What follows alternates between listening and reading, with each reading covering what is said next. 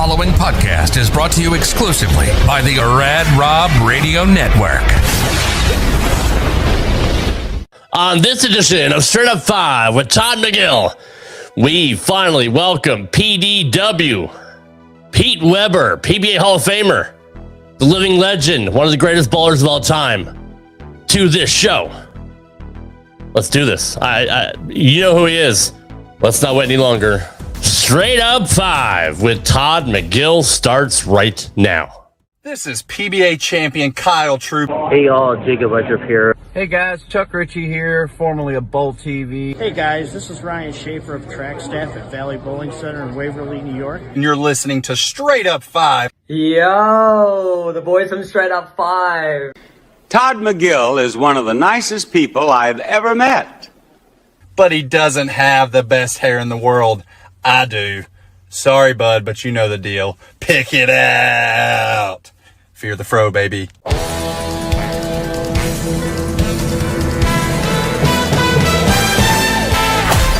Welcome to Straight Up 5 with Todd McGill.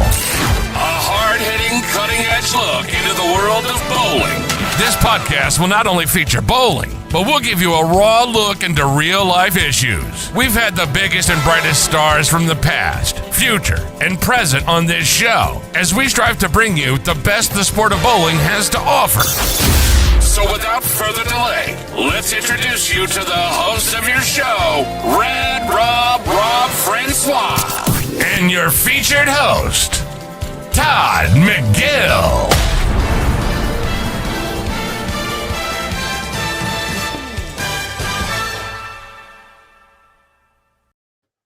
Hey guys, welcome back to Straight Up 5 with Todd McGill. I am your host, Rad Rob Francois. Love that chicken from Popeyes. This is episode 187, and we have a very special guest tonight. Finally, after promoting this for 3 weeks, we're going to have him on the show to no fault of his own. Life happens, but he's a bucket list guest I've been wanting on the show for quite a while, and I'm glad that he's here. He's in the green room. He's enjoying some snacks. He'll be coming on here shortly. Before we bring in my co-host, the featured host, let's see who we got here in the chat. We got Todd McGill in the chat. Good. Thanks, Todd. Appreciate that. We got Philip Marks. What's going on, brother? You're still behind. # Big Red Wiffle Ball Bat.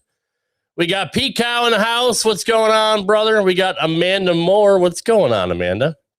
Good to see you here. Jamie Gillis. Yes, it's going to happen. It's going to happen, I promise. Good to see you, Clifton Don. What's going on? PDW, 5-time U.S. Open champ. Simply the best. That's right. He's an amazing guy, an amazing bowler. But before we get to all that, and before I bring in my special, he's special, all right.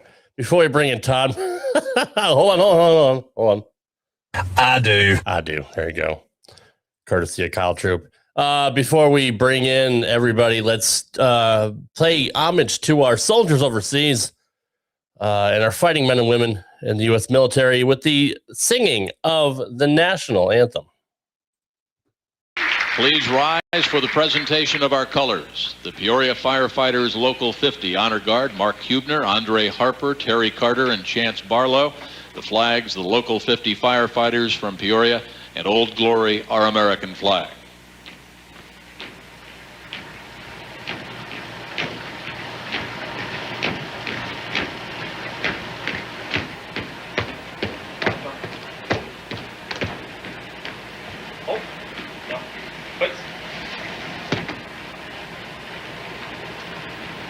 Rolling Stone magazine called her the great female blues singer of her generation. To sing our national anthem, Grammy Award-winning artist Coco Taylor.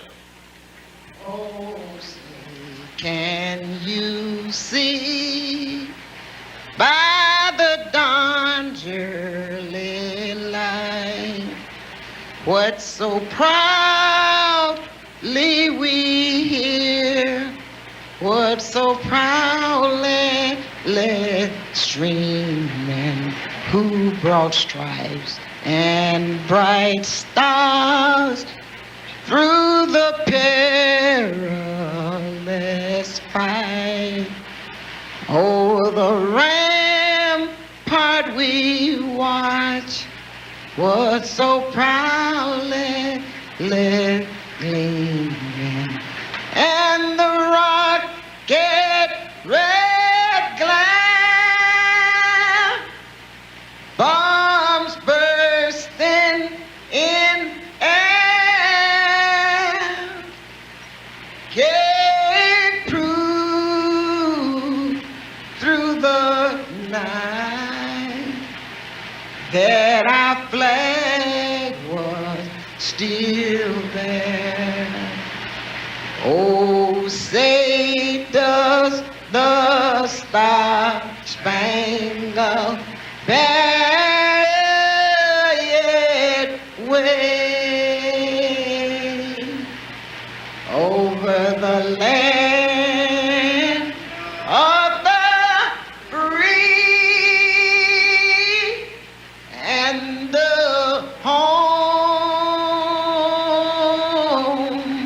of the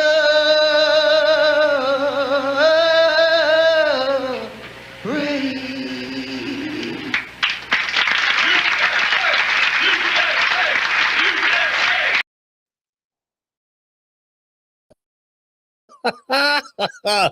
That never gets.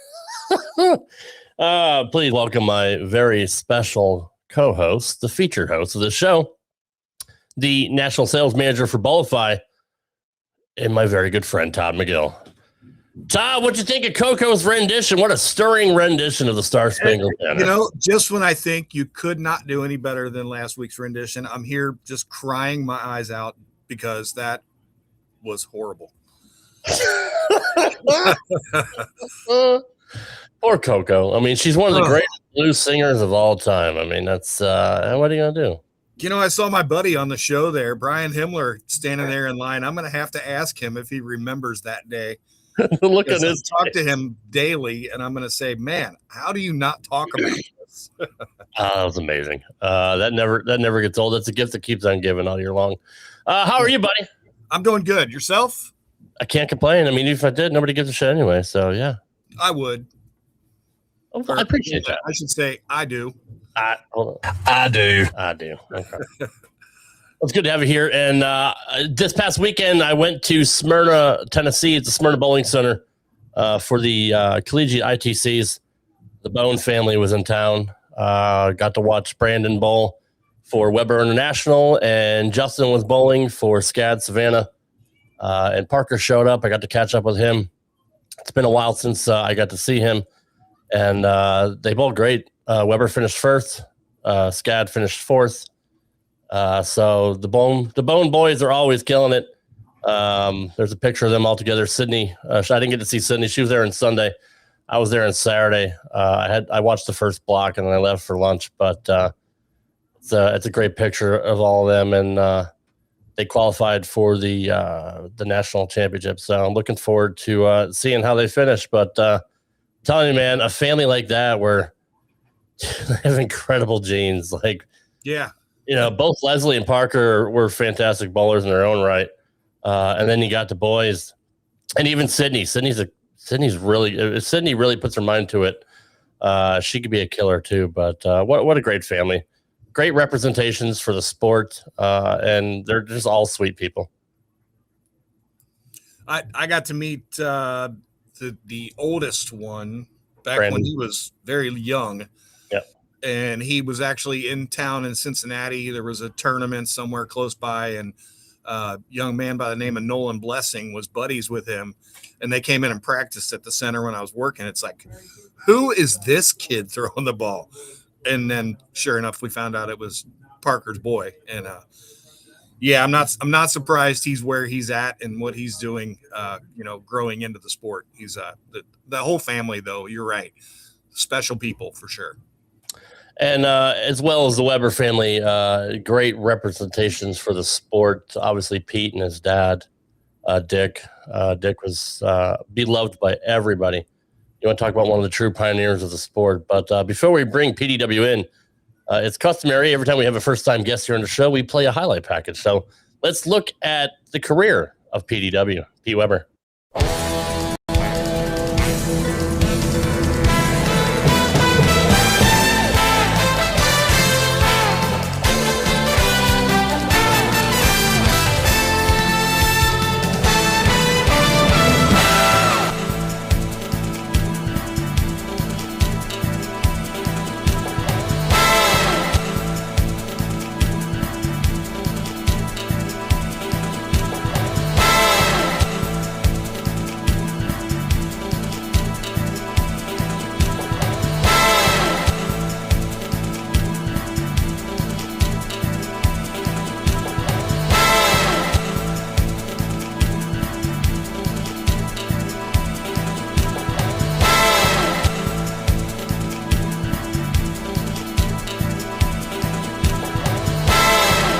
Pete Weber, affectionately known as PDW, is a PBA Hall of Famer and a USBC Hall of Famer.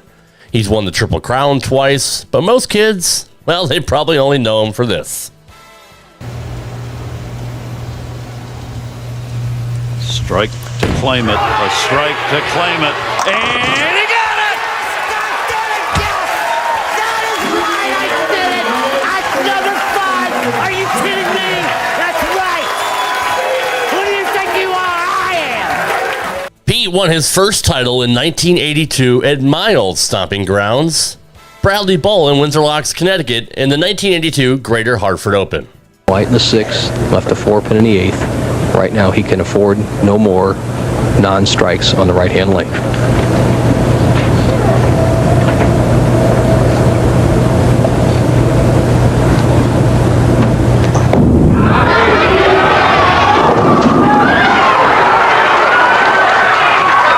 And he leads the 7, and you see Pete Weber and Dee, and they're talking about a new house. And a trip to the Firestone. That's not perspiration, ladies and gentlemen. Those are tears of joy. Bradley Bowl, that's his wife, Dee. The check being presented by Ken West, the president of West Enterprises, a $13,000 check and a trophy, and Red Burnham, the general manager, is on hand. And once again, the winner of the Greater Hartford Open is Pete Weber. Final score 210 to 199. And his last PBA National Championship was a major at the 2013 PBA Tournament of Champions. With Look out. Whoa. He's going to take 9 spare and go quietly. Absolutely. Pete's in the 220s already. Best Belmonte can shoot is 189. It's over. What a performance by Pete Weber. And Earl Anthony makes some room. Pete Weber has joined the greatest ever atop the list of PBA major victories with 10. PDW continues to amaze. And it's very fitting and appropriate that his last tournament on the PBA National Tour was at the namesake tournament, the 2024 Pete Weber Missouri Classic.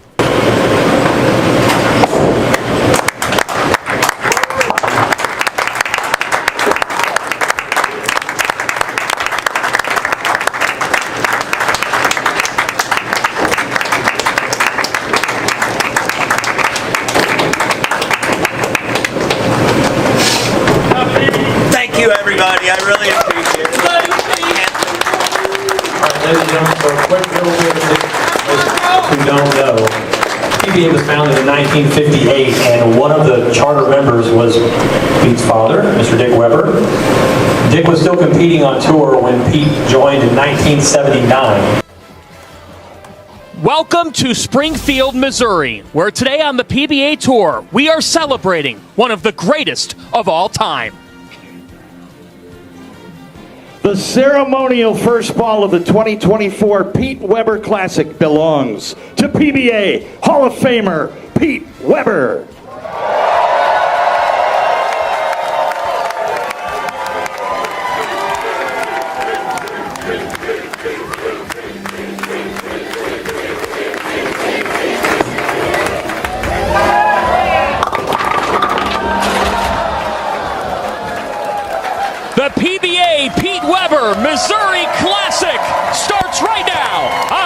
box one.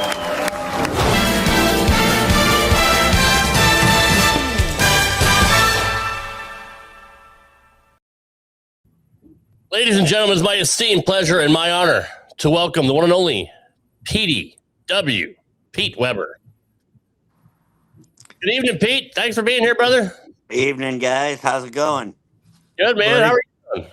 Oh, I'm hanging in there, Just last 7 days been a little rough, but I'm better now and ready to go. Well, you look good. I'm sorry, man. We were talking off air. There's a lot of stuff going around, and unfortunately, you caught it. But I'm glad you're doing better. It doesn't have you down and out for the count. So, Yeah, it's something I wouldn't wish on anybody. For 4 days, I was just down and out. Couldn't do anything. Yeah, you even skipped bowling, so we couldn't guess your scores. That's people were still guessing anyway. Yeah, of course. Well, it's good to have you here. Previously, this show was with Johnny Petraglia Jr., which you're obviously you've known the Petraglias for quite a while. And I always ask JP, get Pete on the show. Get Pete on the show. I got it.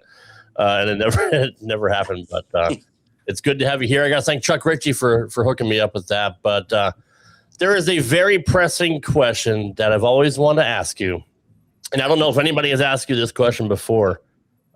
Who is your favorite pro wrestler of all time, Pete? Oh, well, The Undertaker's been my favorite.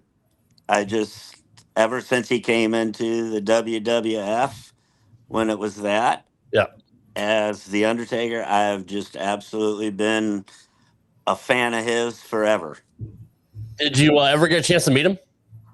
No, I haven't had a chance to meet him, but somebody, I can't remember who did it, but they got me an autographed picture of him. That's made out to me. So yeah. I'm pretty happy about that.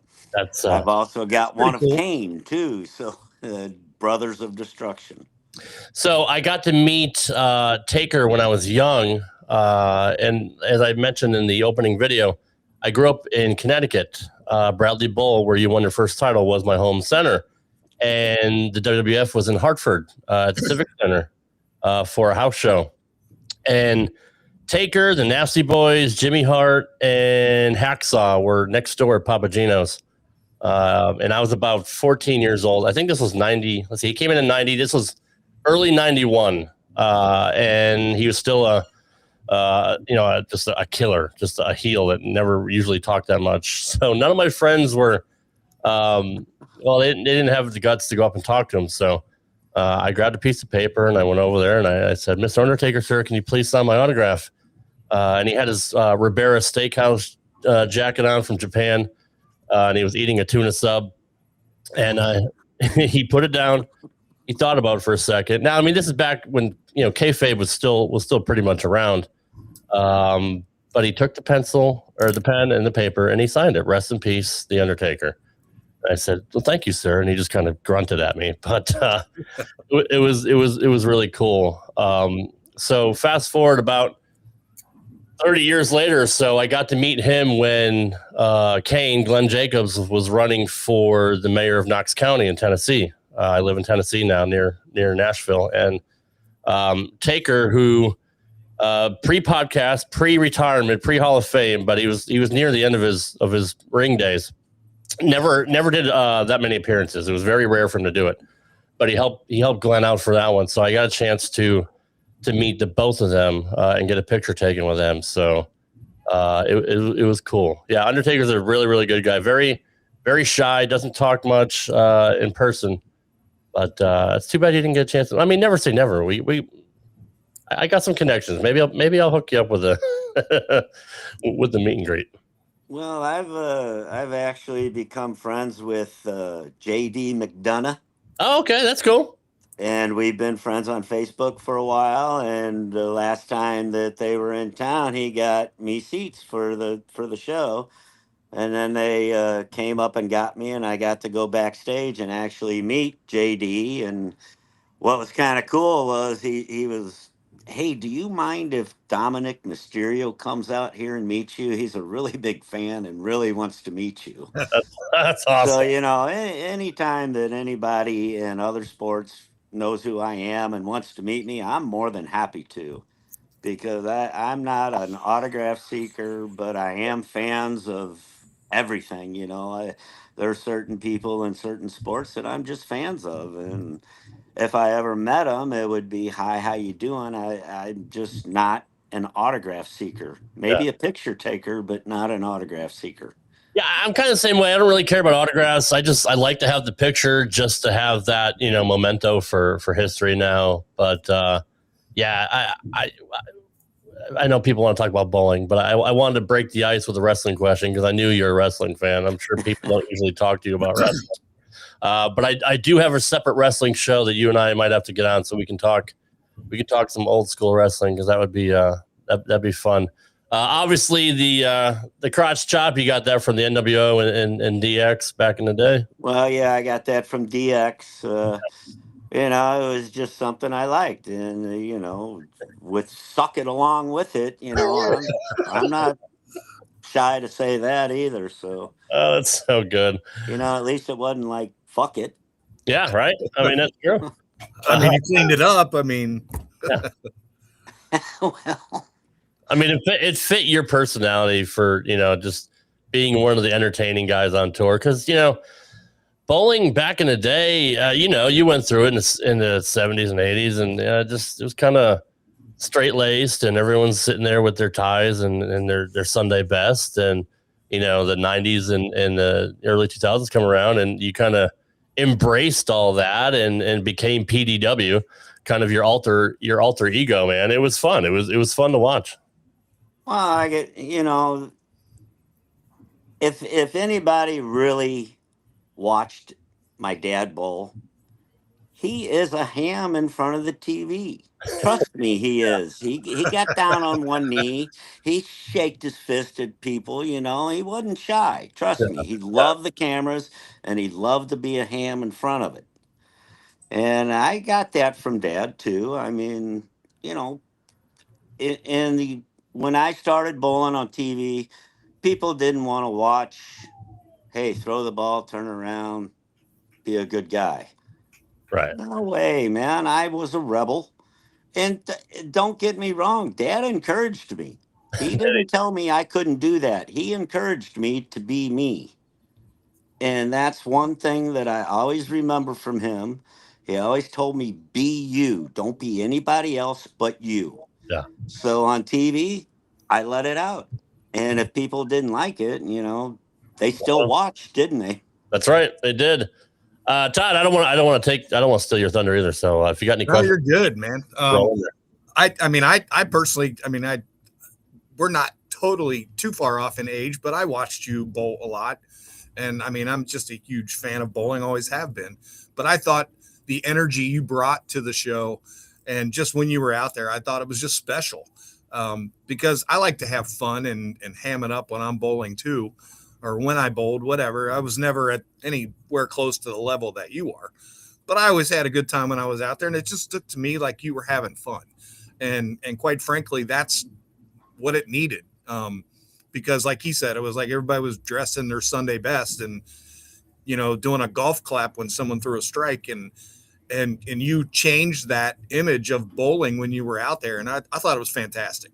So, well, when the new guys, even before the new guys, like I call them the new guys, the Microsoft guys, and they hired Steve Miller, Steve said, hey, you guys have free reign. Do whatever you want on TV. That's all I needed to hear. I ain't going to hold back, but just said, hold my beer at that point. Well, people nowadays, they want to see blood and guts. They want to see excitement. They don't want to see somebody go up and throw the ball and turn around, walk back and sit down without having any emotion. I understand in key situations that you got to keep it under control, but I feel that once you've won, or if it's what you do, get out there, let your emotions go. That's what people want to see. You know, they want to see great bowling, yeah, but show some emotion behind it. Don't be so boring to watch. I mean, I could not agree more. sometimes I don't want to watch the show because it's boring. Right, right.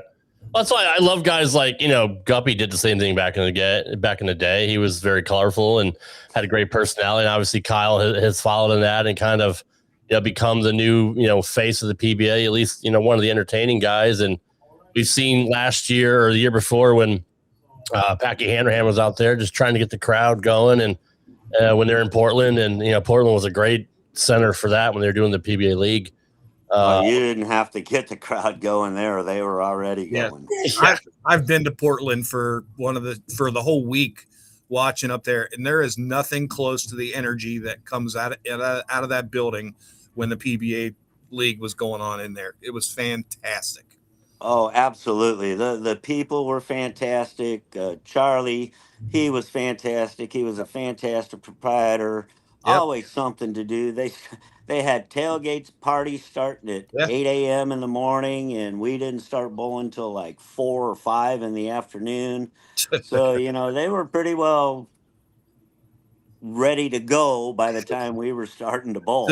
That was the favorite stop of everybody's. The PBA league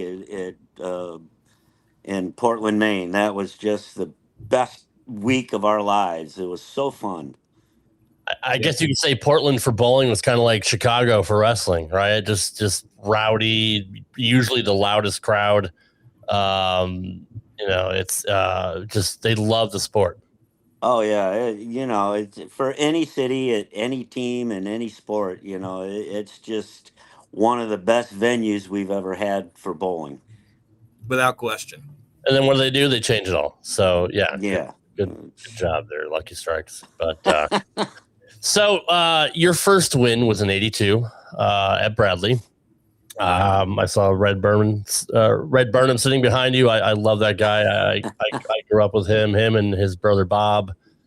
Ken West obviously was there. Man, I miss those days. I miss those old AMF masking units, man. I don't know. I'm old school. But you showed a lot of emotion with that first win. What did that mean to you when you finally got it?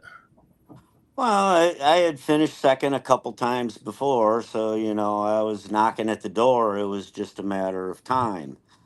But to get the first one, against Pete McCordick, he threw a good shot. He got a bad break, and anybody knows bowling. If you don't get good or bad breaks, you're not going to do very good at all. So I got a good break. He got a bad one. But then again, he got a good break shooting 300 on TV too for 100,000. So, what goes around comes around.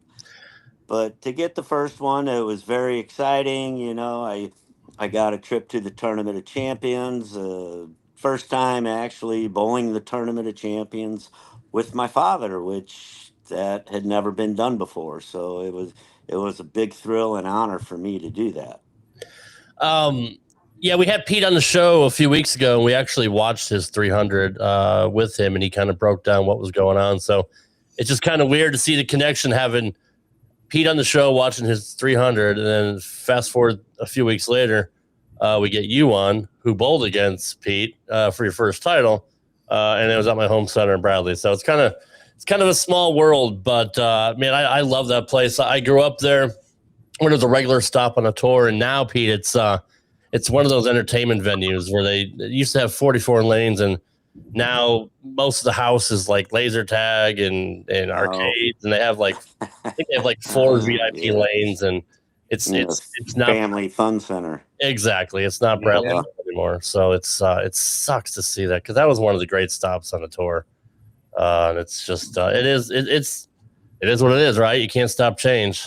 We got one place here in St. Louis, Shrewsbury Lanes, that is still old school. They got the old Brunswick masking units up. Nice. They got the old style settee area, and they keep it clean, and it's beautiful. It really is. But it's nice to walk in and see old school stuff there. Yeah, there's very few of them. I was talking to Bug Kroll a couple weeks ago. I forgot where he bowled, but he posted a video, and it had the same old AMF masking unit that we showed in the video at Bradley. So there are some It had to be centers. down in Springfield, Missouri, I believe. Yeah, I think so. I think you're right. So it's cool to see still that stuff that's still around. Oh, Talking yeah. about the AMF triangles with the indicators in the Oh, middle. yeah, Those are the best, man. Yeah. Those things are cool. It's nice to see those when you walk into a bowl.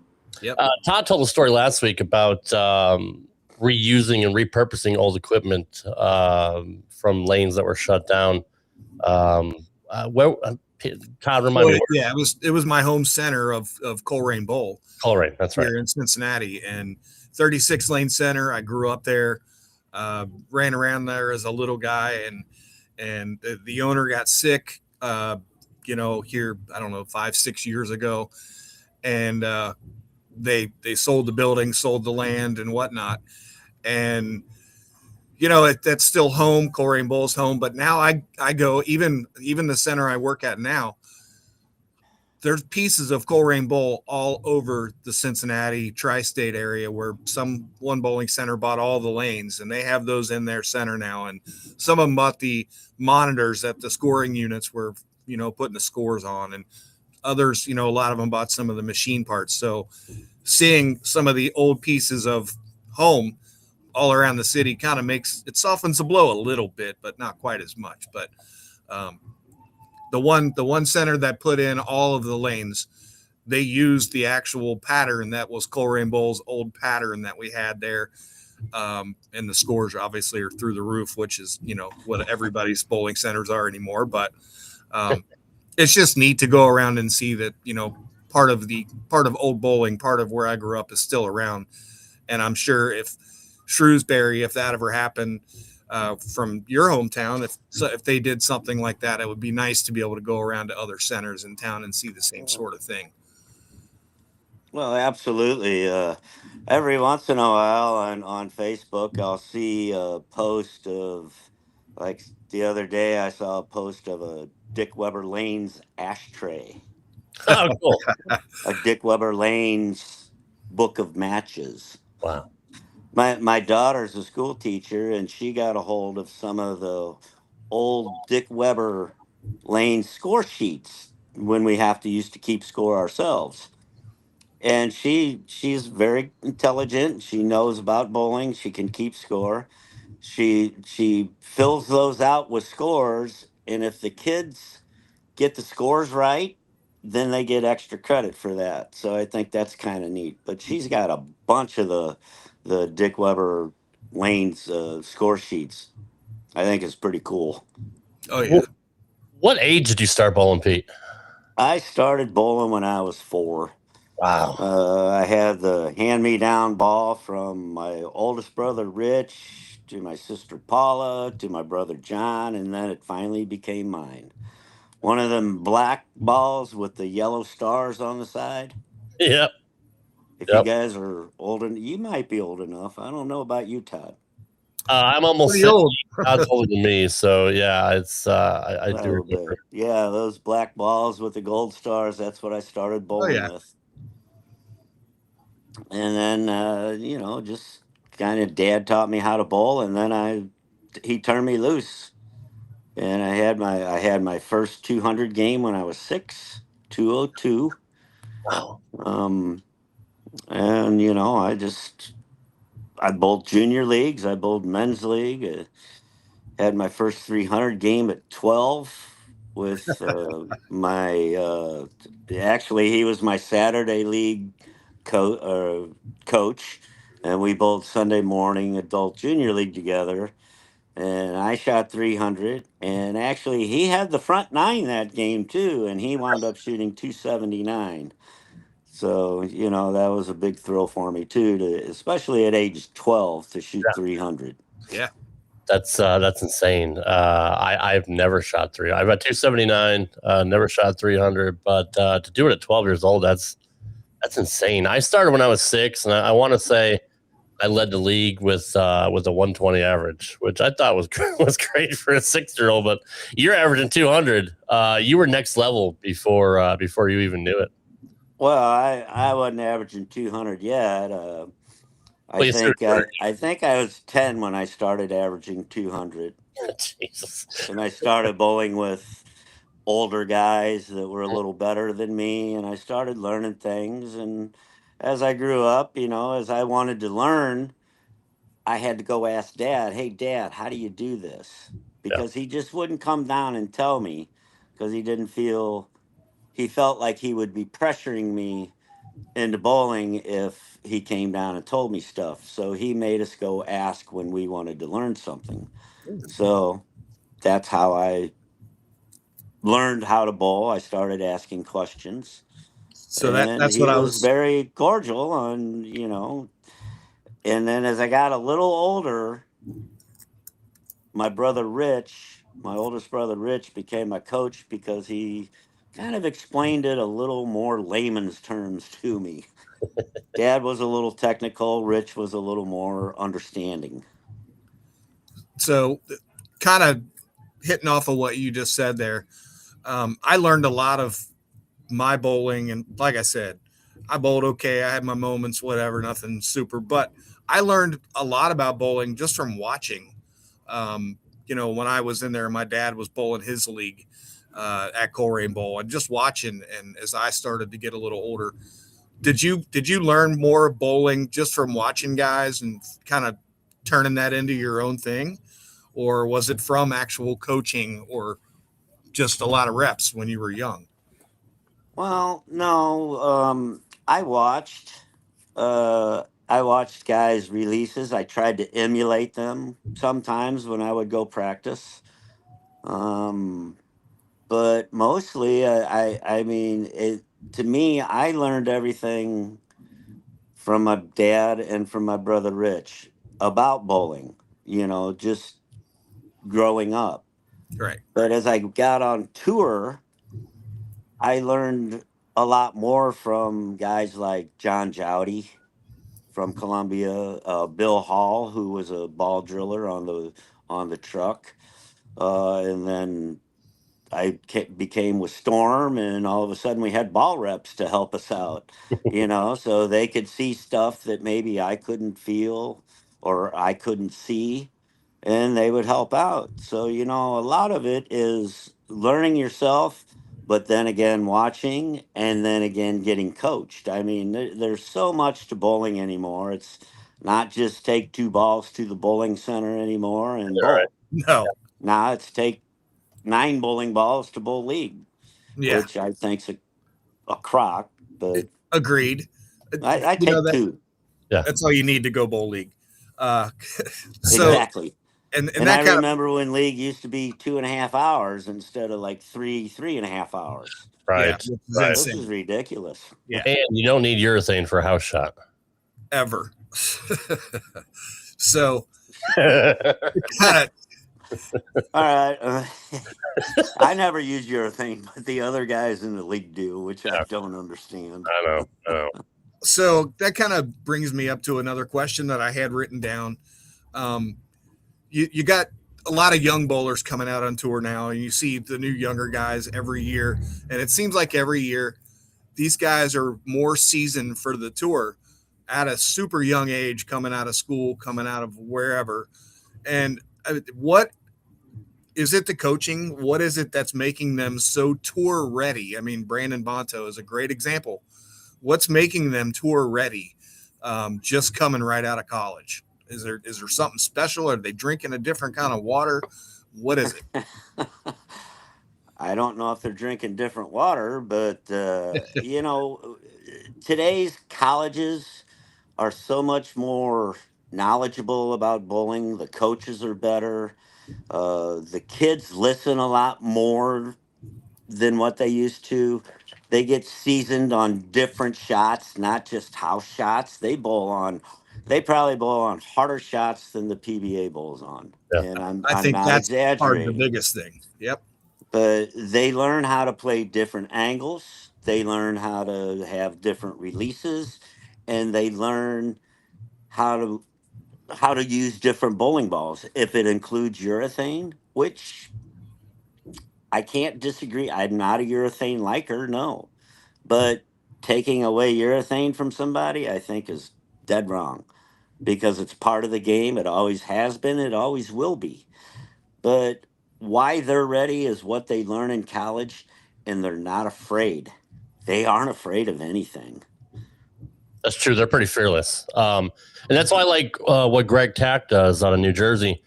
He does a lot of work with kids, and he makes them bowl on sport shots and sport patterns just to get them ready for that next level. Because I mean, any schmuck can bowl on a house shot and average 250 nowadays, and shoot 800s every week. But back in the day, that was a big deal. You didn't see so many honor scores back in the day. I mean, it was a big deal to get a ring from the ABC, and now you barely even get any awards from the USBC. It's a completely different game. They've lost millions of sanctioned bowlers. I'm glad we still have the college feeder system for the PBA, because if you're just judging people by their league, house shots, they're never going to make the tour. Oh no, these guys that bowl on a house shot that average 230, trust me, they're good bowlers on their house shot. Sure. There's very few of them that could go to the PBA shots and actually score. It would take them. It's a whole new learning process. They're just, it's not going to happen. No, I agree. Asking people about your dad, people in the industry that I know, never ever had a bad word to say about him. Off the lanes, how was your dad at home? Oh, he was awesome. Whenever he was on TV, we stopped what we were doing to watch. As soon as he lost, we were back doing what we wanted to do. But when he was home, I mean, he went to all the sporting events that we did. I mean, whether it be baseball, basketball, soccer, dancing with my sister, he was always there. And everybody thinks Dick Weber, Mr. Calm, Cool, and Collective. He was probably thrown out of most of the St. Louis area major Corey leagues for mouthing off. Really? For mouthing off? I was going to say, fun, though. Yeah. It wasn't because he was so good. It was because he talked too much, right? Oh, yeah. Come on, up, get some glasses. You can't see nothing. Probably with a few explicits in there. Sure. That's fantastic. But, Dad was a parent and he loved, but, it's just what he did. He loved to be around the kids. He loved to be at our sporting events, and he was a great father. He taught us about winning, losing, life, everything. It's funny when guys like your dad and yourself, when your next level, it's ingrained in you. And Johnny Petraglia Sr. was the same way. JP Jr. used to always say that no matter what, like if his dad was bowling on the weekend, he'd always come home, and he didn't fly. He drove everywhere, and he would drive back home to go to his baseball games and stuff like that. And he never missed anything for him and his sister. And obviously you just said your dad did the same thing. That's just the old school mentality, that you don't see anymore, but that's really cool that your dad did that. It was fun when Dad came home. We knew exactly what he did. We knew he had to be away. Yeah. But when he came home, we really enjoyed it, and he enjoyed doing things with us. He was out in the backyard playing wiffle ball with us, downstairs playing pool, showing us how to put English on the ball. He played ping pong with us. He did everything with us when he was home, and it was great to do. It was fun. When did you always have the high backswing, or is that something you threw in your repertoire as you got older?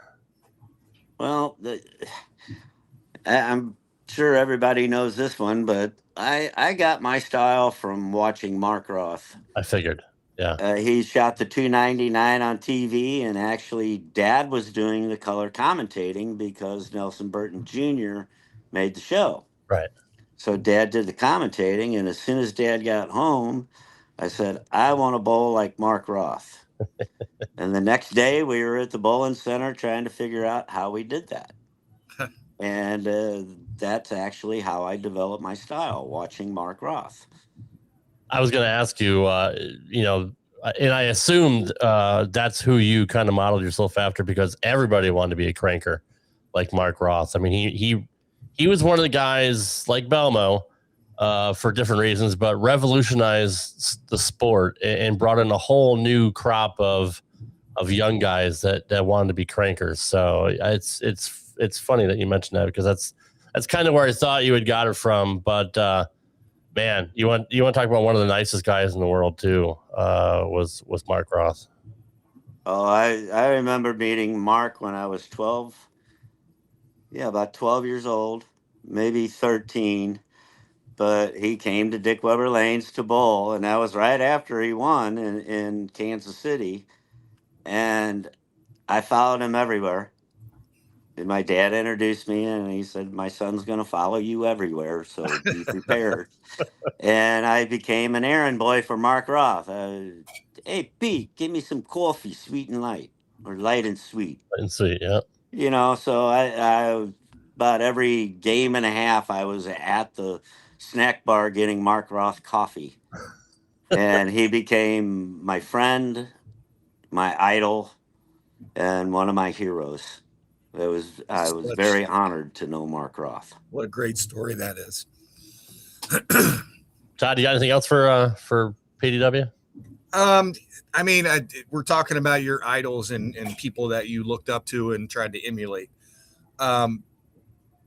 Who on the tour, when you were out and making the show and whatever the case is, who is it that you wanted to beat more than anybody else that was out on tour? One of your biggest rivalries, I guess. Good question.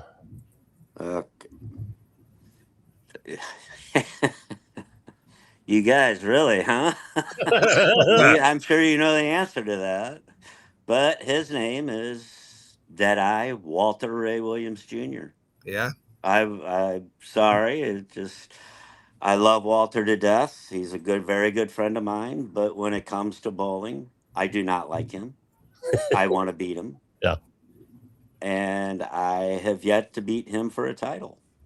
Ugh. I beat him on TV, but I've never beat Walter for a title. So that maybe one day in the seniors, I might be able to do that.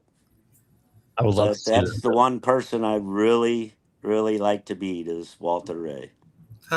What is it about Walter that irks you, other than you not being able to beat him? Or that's probably it. That's pretty much it. I mean, you know, when you can't beat somebody, that's about the only thing you think about. Beat him, beat him, beat him, beat him. Just like Belmo, I want to beat him so bad, but I can say I did beat Belmo for a major title. You did. You did. Saw that clip a little while ago. Yeah. Your last major too. Yeah, real long time ago. We've had Belmo on the show a couple times, and he's very good for the sport, and he's done a lot to usher in a whole new generation of people with a two-handed style. Even though Osku was the first, Belmo had so much success doing it.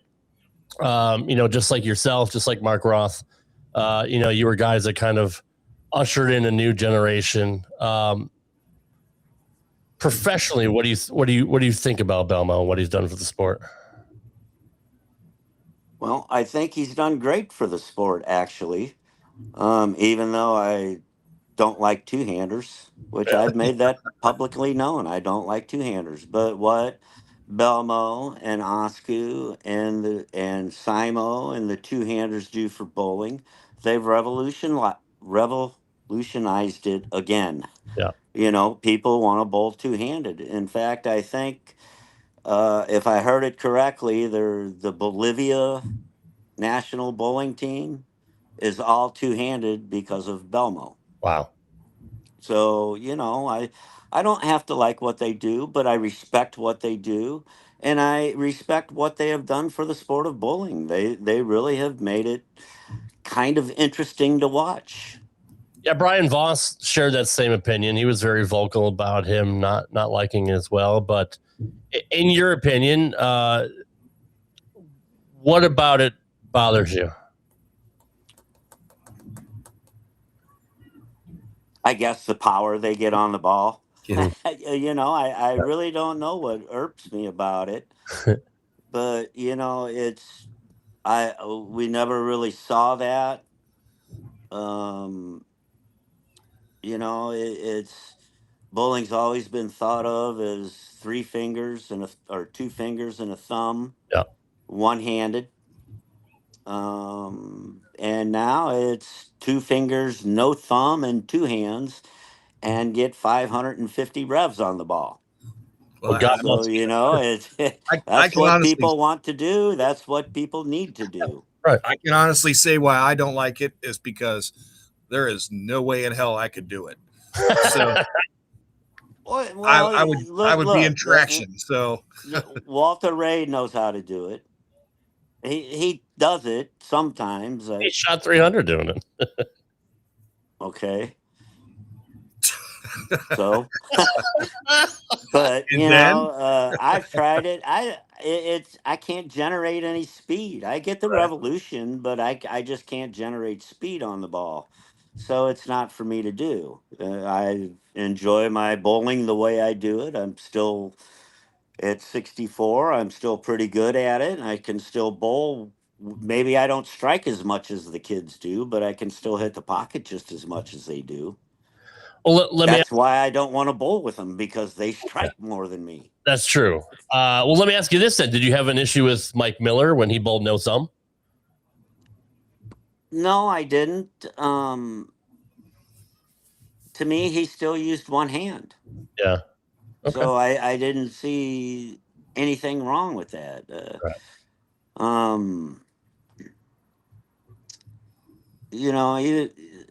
Even Daughtery, he uses one hand, but I don't see anything wrong with that. He still throws it with one hand. He creates revolutions, and I think that's pretty cool.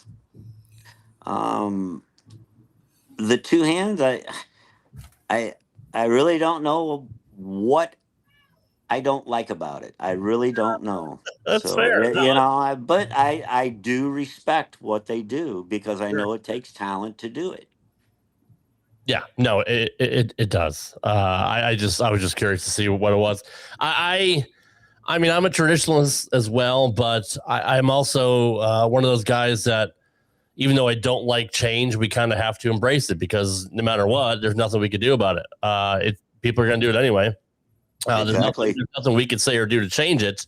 I do believe it is the future of the sport. I think in another 10 years or so, if that, we'll probably see 80% of young people out there, bowling two-handed, just like, we may see the evolution of string pins on the PBA tour. Did you get a chance to bowl the regionals where they had the string pins? No, I haven't bowled any regionals. I bowled a tournament on string pins at one of my buddy's house down in Florida.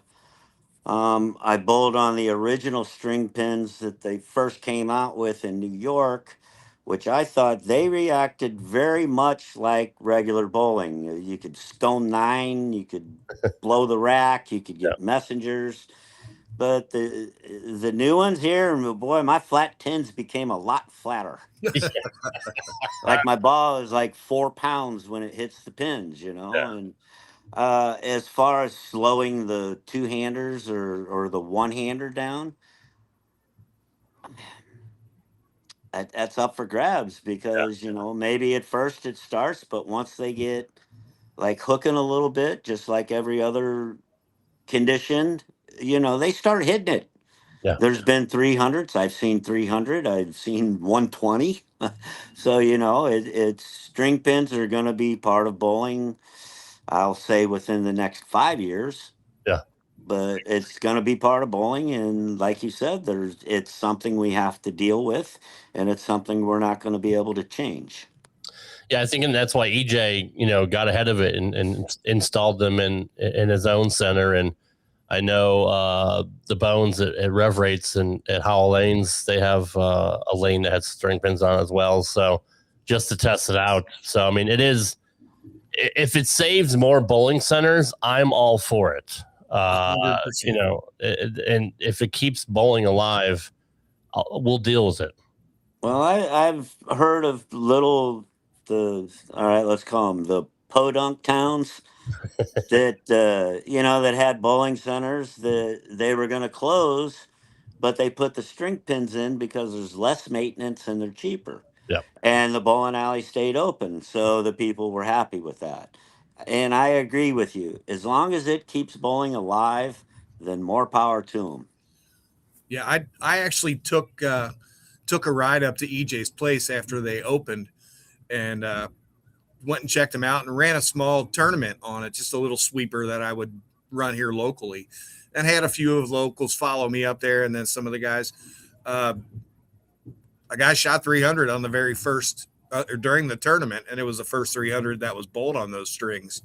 But I was pleasantly surprised with what I saw and watching them run, going in the back. I mean, you walk behind the machine and it was like totally different than, most bowling centers. It was so quiet. You could hear everything still. But it's just like everything else. And like you said, Pete, once people learn how to get the ball to go through those pins, just like they do free fall pins, the scores are going to be there. And I think that they had maybe been in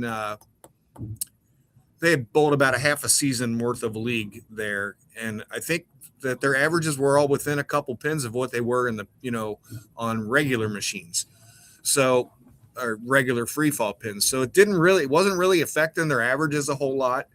I think it's just the fact that it's different and everybody's afraid of it because it's different. But that's the nature of what our life is. Everything changes, and it changes for certain reasons. And you're right. I think string pins are going to be a big part of a lot of bowling centers in 5 years, if not less. It just is what it is. And we're going to see PBA tournaments and possibly majors at some point in time bowled on string pins. It's going to happen. Well, I'm bowling a regional in a couple of weeks in Iowa that is string pins. Mm-hmm. So, we will be having tournaments on string pins, and it will be titles too. So, it's something that we're just going to have to deal with. Yeah. The sport has always evolved. You started out throwing rubber balls, and then you went to plastic, then you went to urethane, you had wood lanes, and you went to synthetic lanes, and resin came in the early 90s, and the sport has always evolved. To me, it's just a natural progression to do something new. And like we said, especially if it's cost effective for proprietors. And the proprietors, that's what they're looking at is cost efficient. How can I run the bowling center with not spending a whole lot of money, and using string pins is the answer. Yeah, no, I absolutely agree with that. I was watching the 91 Johnny Petraglia Open from Carolier the other day, and Bo had mentioned something about you getting suspended and taking a couple weeks off before the Firestone. I couldn't find anything online about it. Do you remember what happened that year by chance? 91.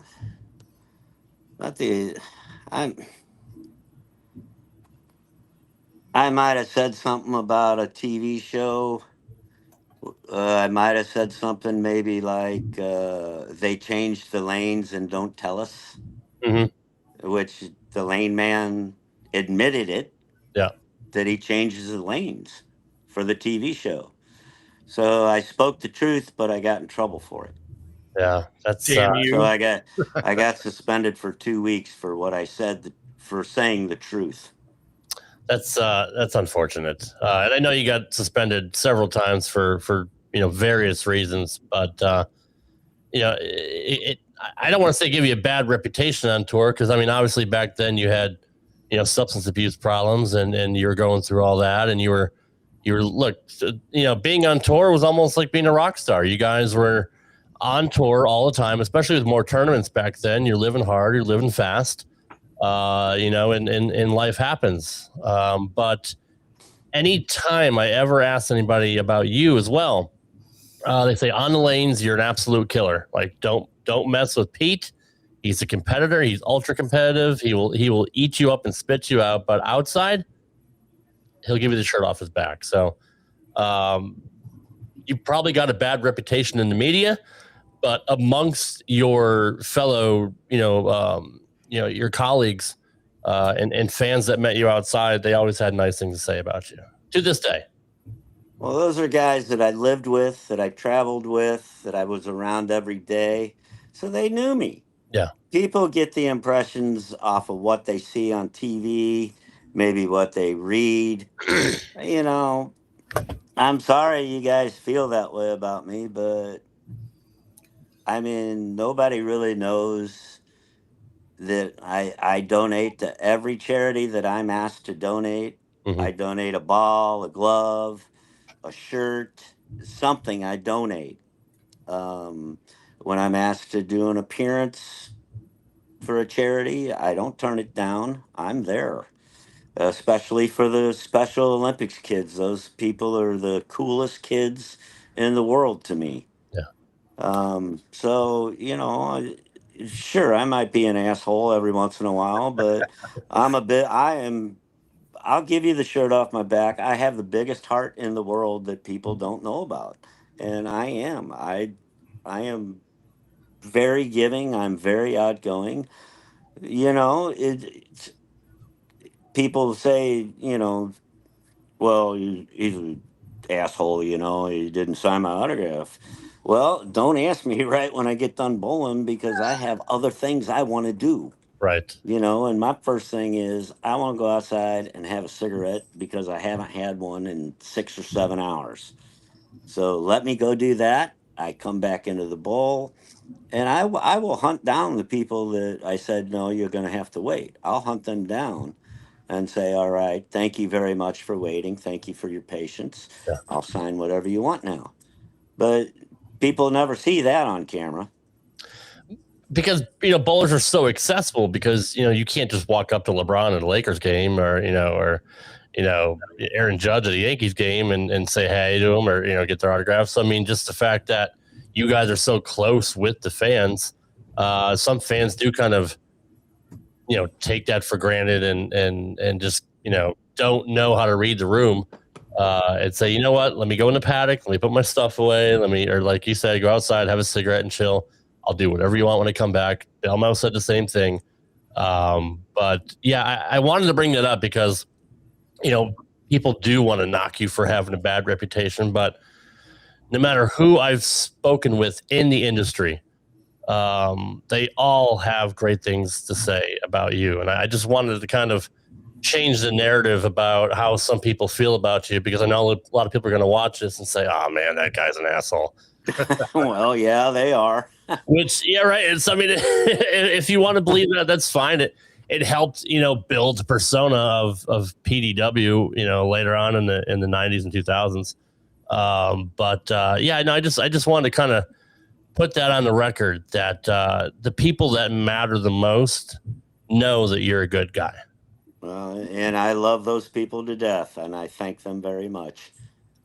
Todd, I know I'm sure you got a couple more questions here, but I just want to get to a couple of questions here in the chat because go right ahead. I've kind of been ignoring them. So Philip Marks want to know, Pete, how many USA states have you bowled in? Have you bowled in all 50, or did you miss any that you know of?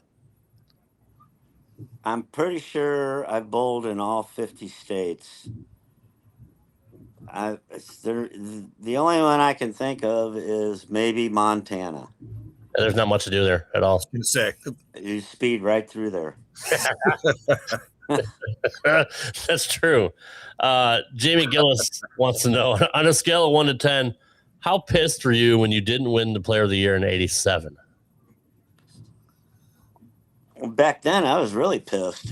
Yeah. But, it's something that I have to deal with. They were the older generation bowlers back then, and they didn't like my attitude on TV. So I think that cost me a little bit, and they voted for Marshall. But I have no disrespect for Marshall about that. I think he deserved it just as much. So, it's something that I deal with, and I don't worry about it anymore. Do you bowl in the Open Championships, the USBC Opens? I was supposed to bowl this year, but unfortunately, I had to miss because last Friday I was going to leave, and last Friday that's the day I got my flu and stuff, and I went to urgent care, and they told me don't do anything, and that's when I was down for 4 days. So that's I missed. That sucks. But I bowled. The last time I bowled the USBCs is I got my 35-year plaque. Oh, cool. That's So I cool. feel the next time I bowl, I'm going to get my 45-year plaque, maybe even 50. Yeah. Buffalo Buddy Lee wants to know. He says we've seen a decline in centers wanting to host the PBA. How much do you think the 15K for the PBA or 3K for a regional has to do with it? What do the centers get for their initial investment? That's not a question for me. That is a question for the PBA, whoever does that. I have no idea. No idea. Okay. I know you have some strokes, so I didn't know if you had any inside knowledge on that. No, I have no idea I don't even know what it costs for a house to have a tournament. You know what it costs? You know what? I'm not there to do that. I'm there to bowl. I'm not there to know how much money they put up. That's true. You do know how much Starbucks costs. How long have you been a fan of Starbucks? Now, how long now? Like we go religiously. We go pretty much, but it's been about 2 years now, and we go religiously. And somebody keeps telling me to switch to Dunkin', and I told them no. They are right, Pete. They're right. I don't drink Starbucks coffee. It's true. I drink the cafe mocha, which is hot chocolate with a kick. That's fair. Yeah. No, that's fair. The only thing I get at Starbucks I get the Frappuccinos because they taste good. I think their regular coffee sucks. I don't even know how to order a regular coffee at Starbucks. I don't, unless I absolutely have no coffee to get. Yeah. That's the only time I'll drink it. But that's I always have coffee here at home that I make. And then after about 3 cups, we go. And my wife, Renee's like you. She likes the Frappuccino. Yep. Love it. The mocha? I get the caramel Frappuccino. Caramel. She gets the mocha one. Yeah. And I mean, they're all good. I like Todd, I go to Dunkin' for coffee. I grew up in the Northeast. There's a Dunkin' on every corner, especially in Connecticut and Massachusetts. So no Tim Hortons? We just got a Timmy's in Mount Juliet, Tennessee. It's about 45 minutes. It's not far. It's too far for me to go to get it, but I'm hoping they move more into this area because I've heard good things about them. You know, you can order it on Amazon. Can you really? Absolutely. Yes, you can order anything you want on Amazon. For me all the time. No kidding. I might just have to try that. Ryan Simonelli's a buddy of mine, and he tells me Tim Hortons coffee is by far the best coffee on the planet. And I beg to differ with him. I don't know about the best, but it's up there. It's up there. Okay. It's up there. I'm going to have to try it. Not many guys. I'm not going to call you old, Pete. Not many guys. Old, I'll live with it. Not many guys your age get involved in social media. What made you want to just hop on Facebook and start posting? Because I love it. Everybody loves watching your daily shtick. Well, my wife. Yeah. She loves to take videos and she loves to take pictures. Me, myself, if it was just me, I probably wouldn't be online. Right. My wife that takes care of all that. She loves doing it. And, it's just something that she enjoys that actually I enjoy too now because I get to do a couple videos. I get to look at 2,500 guesses in an hour. Right. When I make my post for Monday nights, it's we started at 5:45 and ended at 6:45, and I'll get anywhere between 1,700 to 2,500 guesses in an hour. That's a lot of shit to look through when you get home from bowling. It really is. And to use a wrestling term, you're still over, brother. Yeah. Hey, That's a good thing, right? You're still relevant, and you're 60. I still bowl. I'm still active on the senior tour.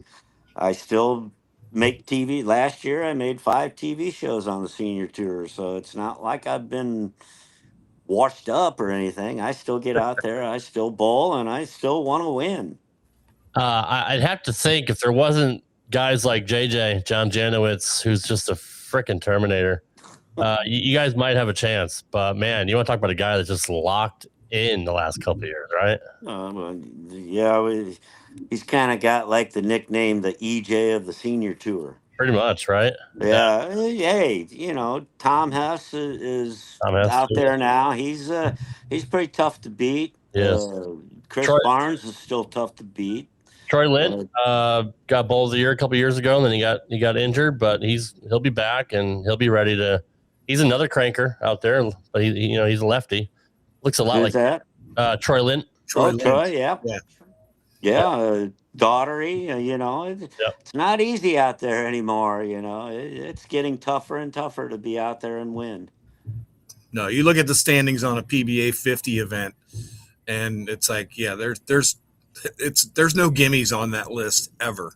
It's still the who's who of what we used to watch in the 80s and 90s. Yeah. Right. Yeah. I mean, we've had a couple shows where it's been like Walter, Parker, myself, Norm Duke, Johnny Petraglia, and this year we're very thankful that the CW is putting the seniors back on TV. We got 4 live TV shows with them. Yeah. So thank you very much for that. But that's something that hasn't happened in at least 10 years, maybe even a little longer.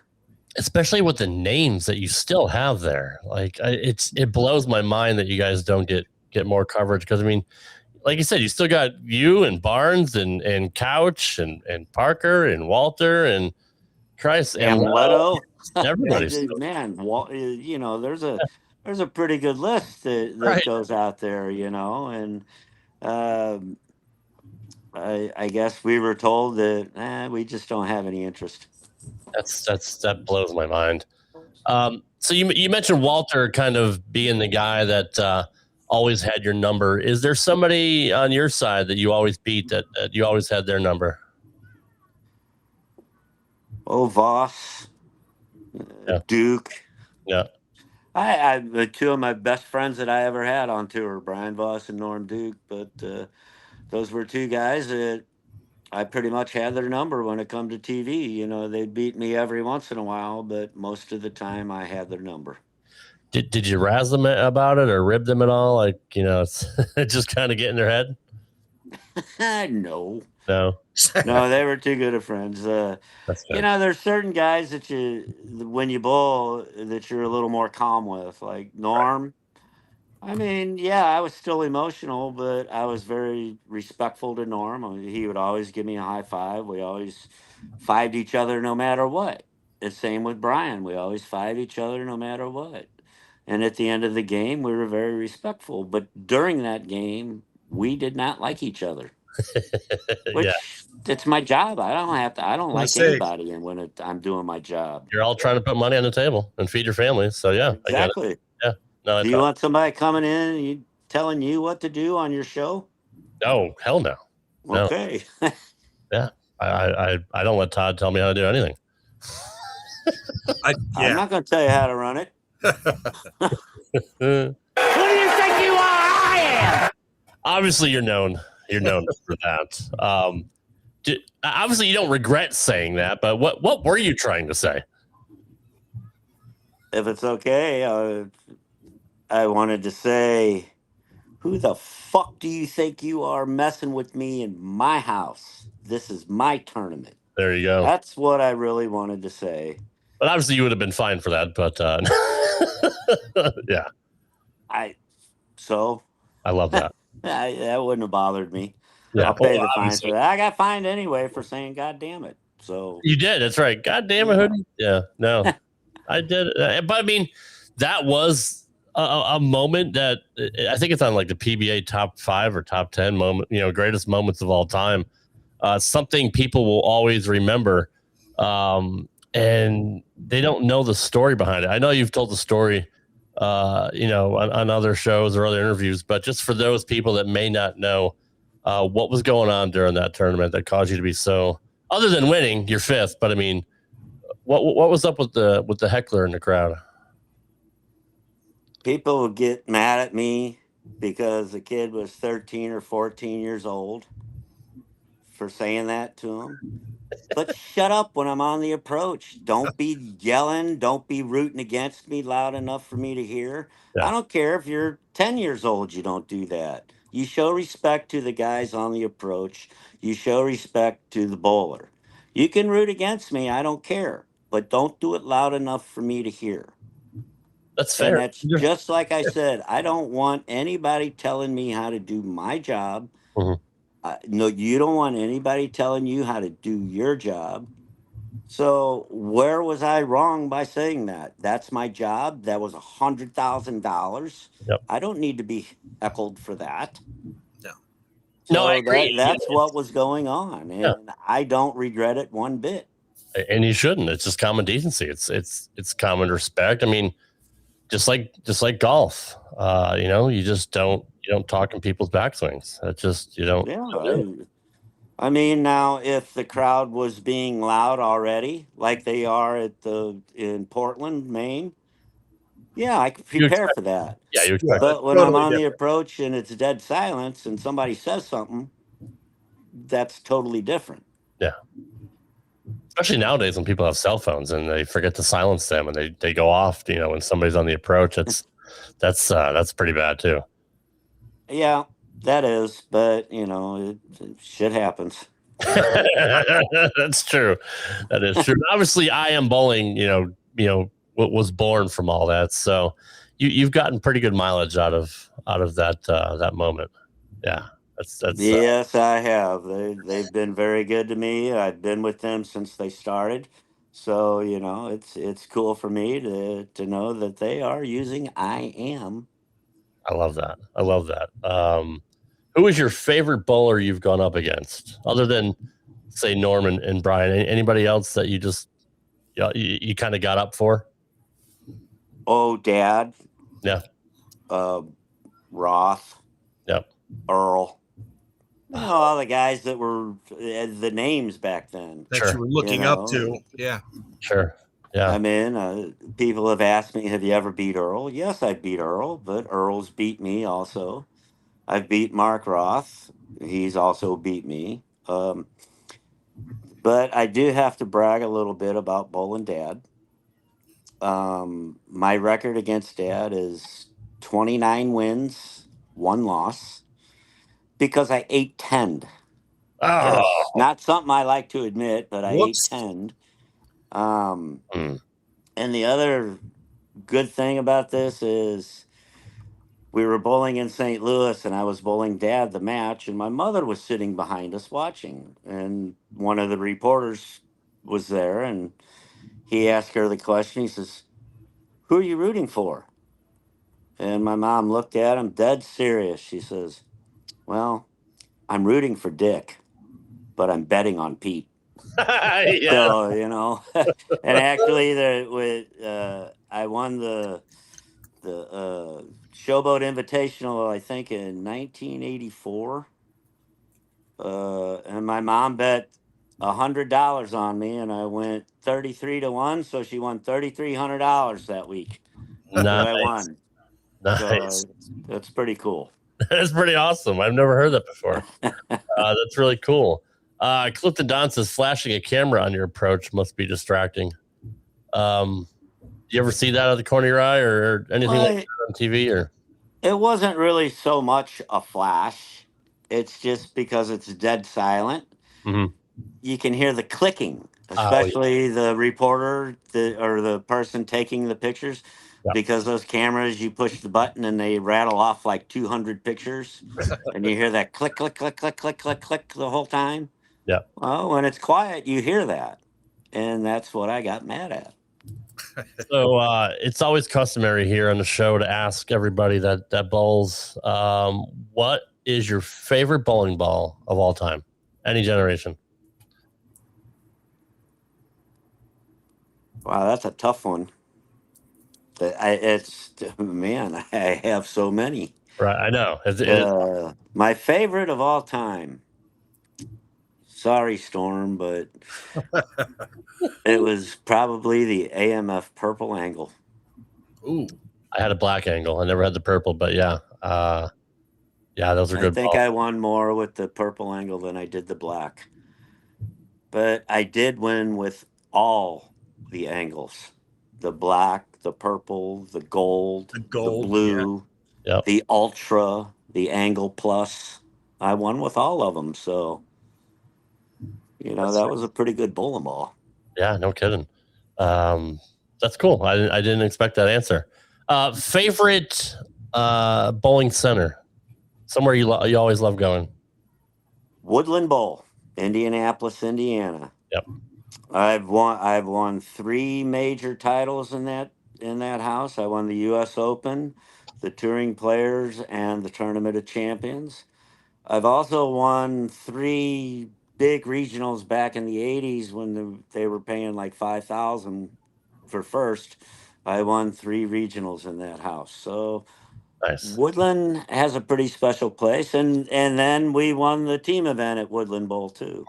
Yep. So that's right. Woodland Bowl. Least favorite center? Any dumps or anybody you want to call out? Might get you in trouble with this one. You don't have to. Oh man, that's a tough one. Or somewhere you just didn't like going because you bowled like shit there. Or is there such a thing?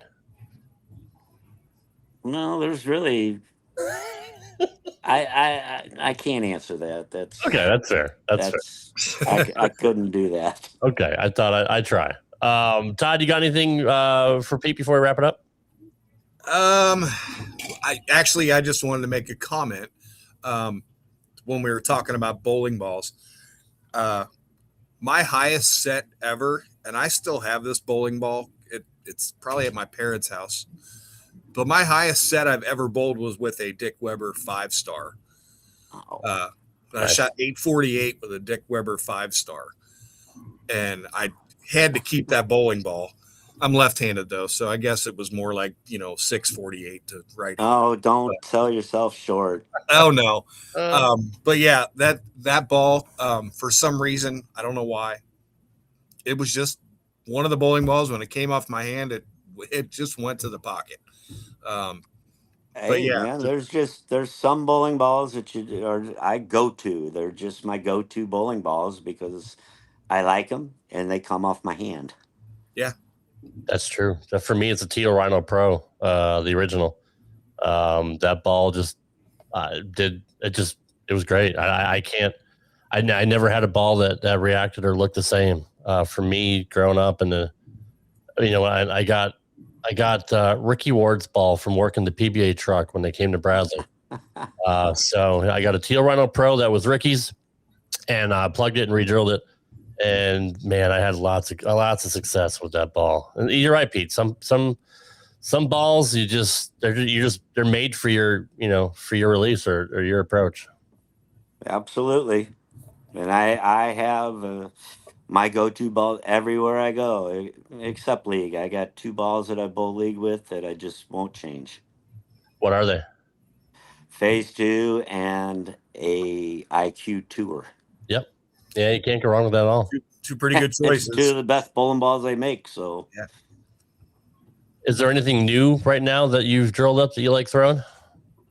Well, I just got a transformer, which I know is not really super new, but I haven't thrown it yet. And I've got the Vengeance that I haven't thrown yet. But I'm going to a regional tomorrow, and it's the 46-foot pattern. So I think I'll be using those. Couple of big balls might be just right. Yeah. Yeah. Oh, yeah. Sure. Well, I know the Bionic is hot right now. People. That thing hooks. It does. I was shocked when the first time I threw it. It hooked. Does it hook too much for you? On the league shot, yeah, I couldn't use it on the league shot. Yeah, it's. I mean, they're killing it right now on tour with that ball. It's. That's a good. And I'm not a Storm guy. I'm a Brunswick guy, but I got to pay respect to. There's certain balls that just from any brand. They're just killers. Hey, every once in a while, it doesn't matter what company it is. Every once in a while, there's a ball that just makes it. Yeah. And everybody wants it. Or you can be EJ. Everybody makes good bowling balls anymore. I mean, Everybody does. Yeah. Or you can be EJ, just bowls with the Venom Shock for 15 years and just makes that ball work no matter where he goes. I mean, the guy's incredible. He's incredible. He's phenomenal, man. He's amazing. You know, he's from another planet. So, He is. Yeah. I mean, he's a guy like you and like Roth that, could just hook the snot out of the ball and doesn't need to be a two-hander to still get 500-600 revs as a one-hander. And be that accurate. I mean, you got to give the guy his due. He's lights out, and it takes a lot to beat him.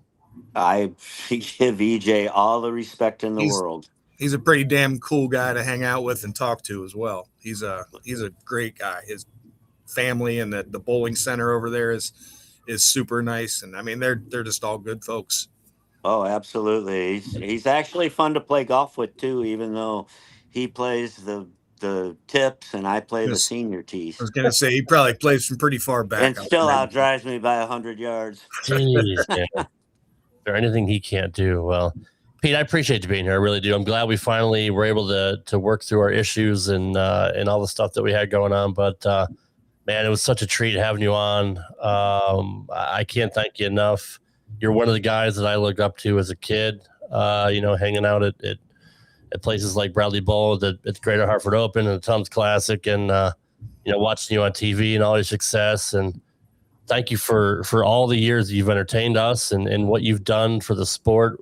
We love bowling. This is why we do this show, is because we love the sport of bowling, and to be able to talk to legends of the sport like yourself is a pretty cool thing, and I don't take it for granted. So I absolutely appreciate you being here. Well, thank you very much, Rob. I really appreciate that. Todd, you too. Sure that thing. Was very humbling too. So thank you so much. I can't lie. I was nervous going into this interview. So I just started. I'm just one of the guys. You are. Yeah. And we learned that. I've met you a couple times. Obviously, I wouldn't expect you to remember that. And it was outside. You were in Columbus, Ohio. I live in Cincinnati, and it was at a tournament in Columbus, and we talked for a little while. And I remember you being, very quiet, very soft-spoken when we were talking, and it was not during you weren't bowling. I think you might have been outside smoking a cigarette, and we were chatting. Probably. And then at one of the breaks, we ended up at the same restaurant. I was not stalking you, I promise. And we said hi to each other there because you remembered seeing me at the lanes. And again, I know you wouldn't expect to remember me, but I remember you, and you were one of those guys when I was watching bowling growing up. And like I said, I'm not much younger than you are, but you were the guy that everybody wanted to watch. You didn't know nobody knew what you were going to do next. It was the little persona thing that was Pete Weber. And quite frankly, one of the best that's ever put on a pair of bowling shoes. And I'm honored to be able to be part of the show and have you here.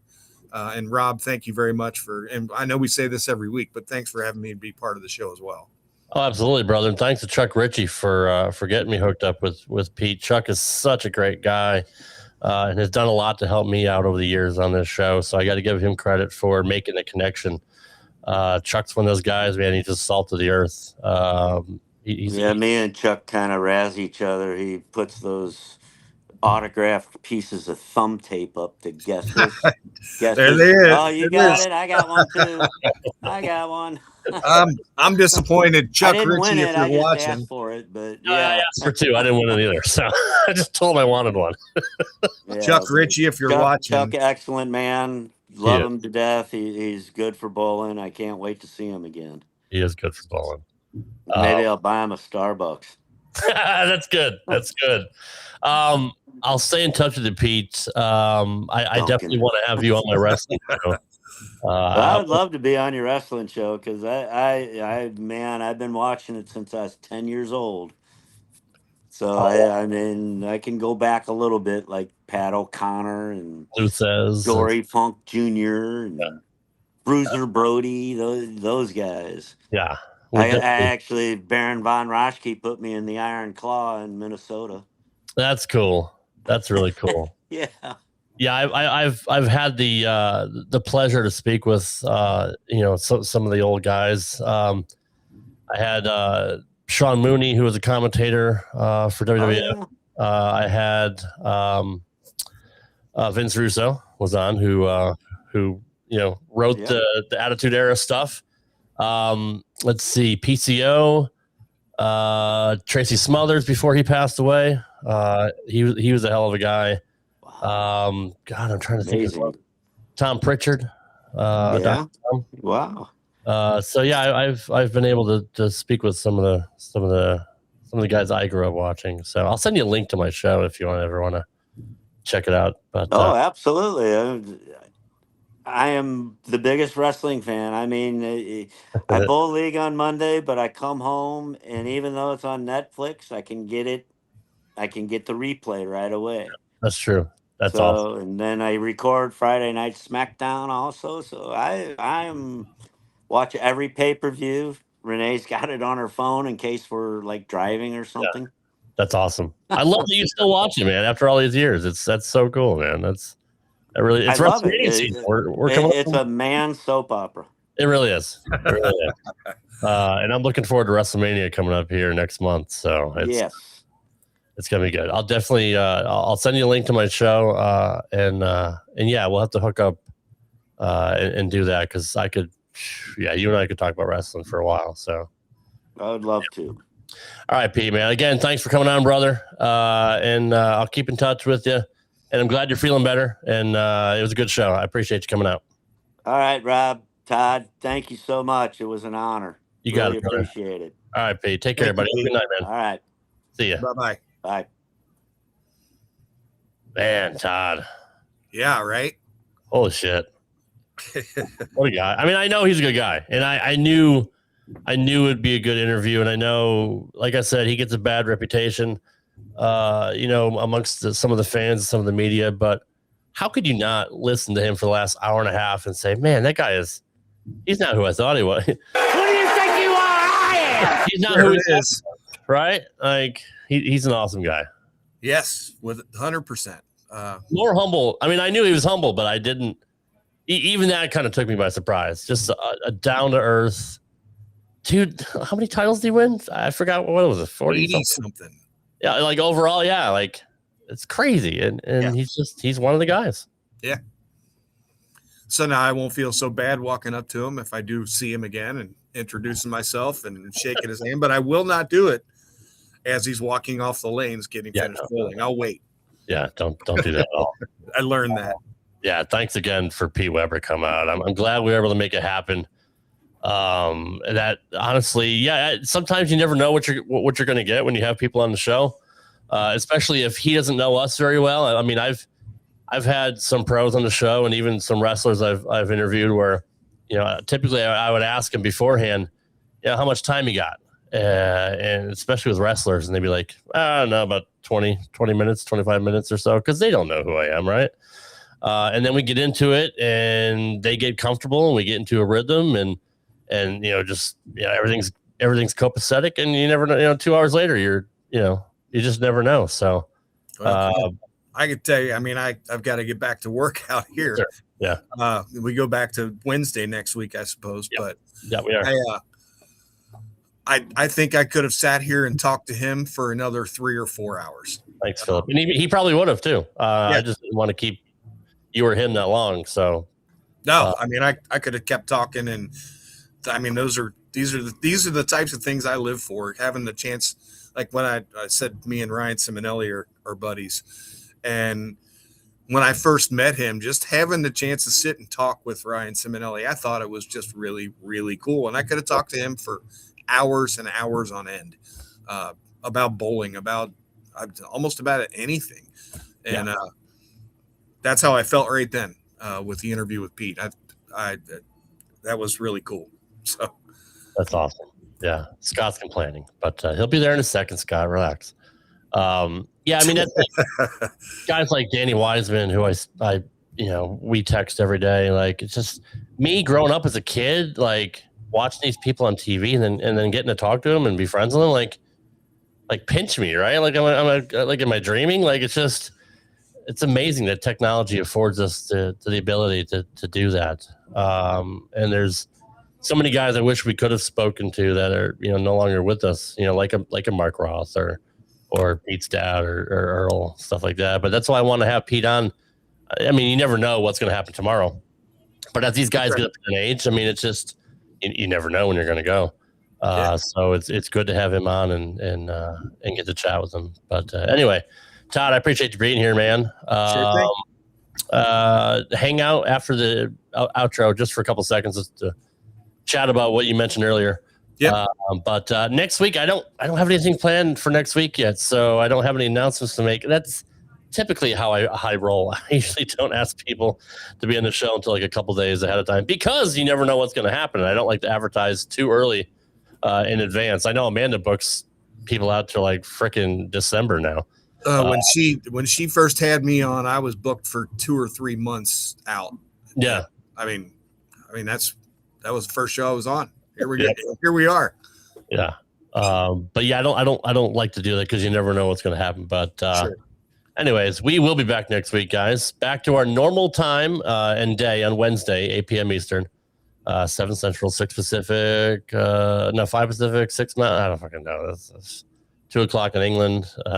Anyways, I'm glad you guys had fun, and we'll see you next week for another edition of Straight Up 5 with that guy, the handsome. Oh, that way. Todd McGill. We'll see you guys next week. Take care, guys. Bye, guys. Thank you.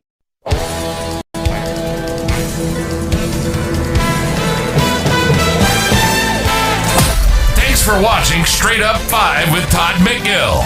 You can follow the show on X at Straight Up 5 Pod.